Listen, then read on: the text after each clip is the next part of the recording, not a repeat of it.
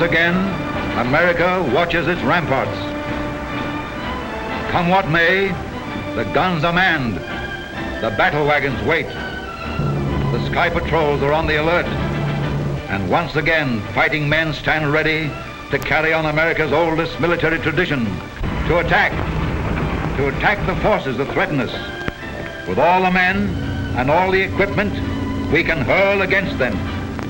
That has always been our prime strategic principle, to attack the enemy whenever and wherever we find him.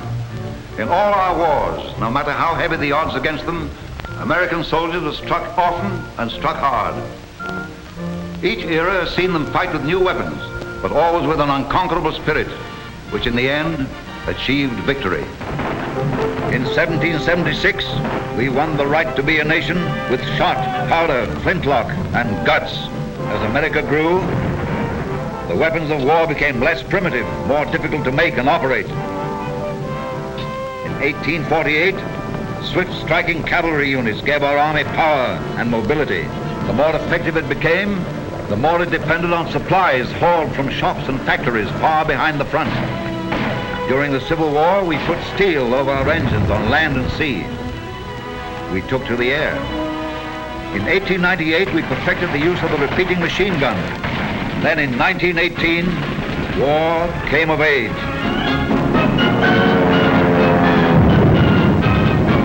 Today, the American soldier is part of a vast, complex organization composed of many arms. The infantry, the cavalry, field artillery, coast artillery, Air Corps, engineers, signal corps, armored force, and many services. This is your army, Uncle Sam's fist. Swinging that fist with pile-driving force is the arm behind the army, Uncle Sam's muscle.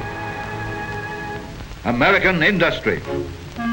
Responsible for mobilizing its vast resources for the needs of the Army are Under-Secretary of War Robert Patterson and Lieutenant General Brian B. Somerville, Chief of the Service of Supply. Behind the desks, behind the drawing boards, behind the benches, on the assembly lines, American industry is making the greatest production effort in history to supply our army with ever-increasing quantities of the weapons of war. Soldier for soldier, our fighting men can match anything the Axis sends against them. And worker for worker, American industry is determined to meet the Axis challenge in the production plants. Management and labor alike stand solidly behind us. They know their stake in this conflict. They know the grim fate of free enterprise and free labor in the path of Axis conquest. Vienna. The world-famous workers' tenements. Symbol of Nazi-inspired dissension between Austrian working men and Austrian industrialists. Soon after, Czechoslovakia, symbol of Nazi-inspired dissension between allies sworn to defend it. The Skoda munitions works, symbol of industry compelled to forge the means of its own enslavement. Soon after, labor permit. The Nazis exercise complete control over who works and who starves. Labor restrictions. The Nazis degrade working men because they know that free labor, working in free industry, can never be shackled to the Axis dream of world conquest. Poland. Labor and industry know that the Nazi occupation of Poland means economic ruin. It means labor gangs.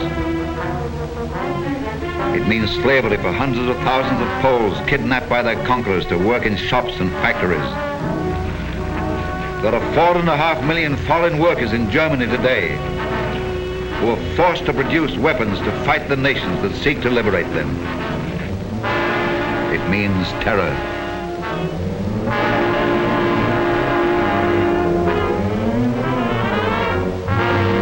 Starvation. Justice. Nazi justice. Holland.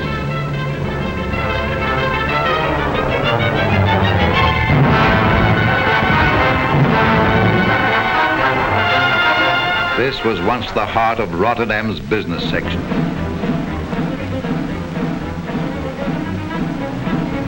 France. While German tanks thundered across its fields, much of French industry lay idle, unaware of the mortal danger to its institutions if the French army fell. The railroad car at Compiègne, negotiations for surrender. Negotiations which might never have taken place if France had been united and prepared. Now French industry works for the Axis.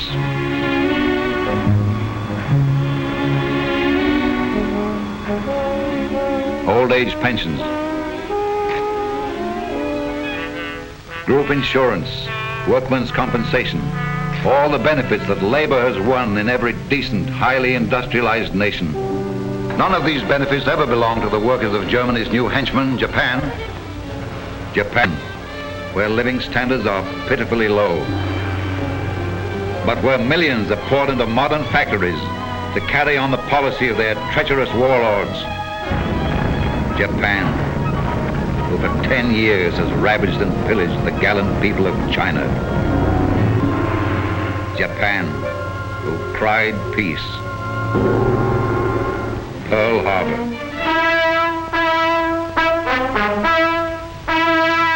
The brunt of the cowardly blow struck at Pearl Harbor was borne by the Army and Navy. But all over the United States, men and women in American industry knew it was a blow aimed at their lives, their liberties, their pursuit of happiness. They accepted the challenge. They are tackling the biggest job in history to outproduce the Axis. Can they? Economists say the natural resources of the United Nations are greater, but the capacity of the Axis to turn what resources they have into weapons of war is tremendous. They have the mighty Krupp munitions works. We have Birmingham.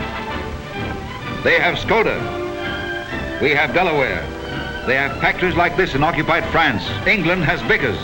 They seized the steel mills of Luxembourg. We have Pittsburgh. They have great factories to turn out Henkels, Messerschmitts, Dorniers. We turn out flying fortresses, P-38s, P-40s, Aerocobras, Tomahawks, many others. Romanian oil drives their planes and tanks. Oil from the fields of Oklahoma, Texas, and California will drive our planes and tanks. All down the production line, plant for plant, the Axis and the United Nations stand locked in battle. It will be the sweat of workers that tips the beam, the sweat of American workers who will give you men tanks and planes and guns to fight for our free and democratic world. A gun every 26 minutes. A tank every 12 minutes. A plane every 9 minutes.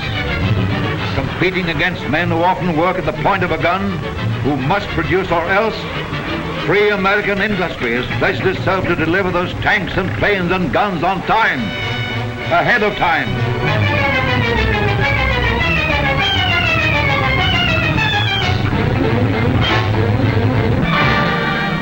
This war is industry's war. It is labor's war.